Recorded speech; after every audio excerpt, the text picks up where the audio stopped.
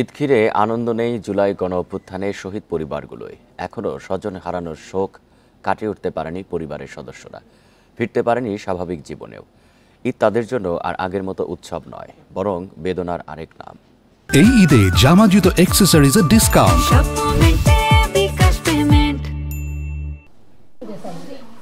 জুলাই গণঅভ্যুত্থানে নিহত রংপুরের আবু সাইদের পরিবারে নেই ঈদের আমেজ।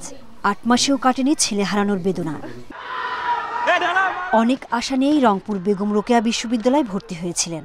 ১৬ জুলাই পুলিশের ছোড়া গুলিতে প্রাণ হারান আবু সাইদ। ছেলেকে ছাড়া ঈদ উদযাপন কোনোভাবেই মেনে নিতে পারছেন না বাবা। দ্রুত অপরাধীদের বিচার দাবি করেন।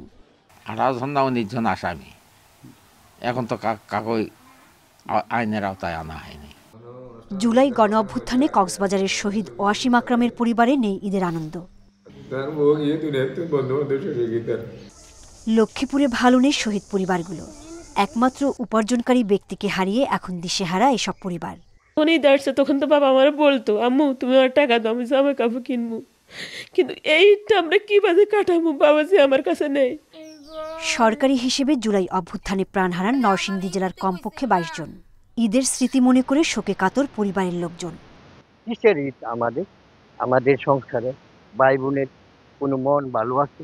আমার ভূতের বিচারটা লাগি দাও, আমি বিচারটা আমি চাই। ফেনীতে নিহতদের পরিবারে নেই ঈদের আমেজ।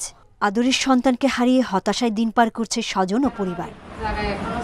সোহেলি জাহান, ইন্ডিপেন্ডেন্ট নিউজ।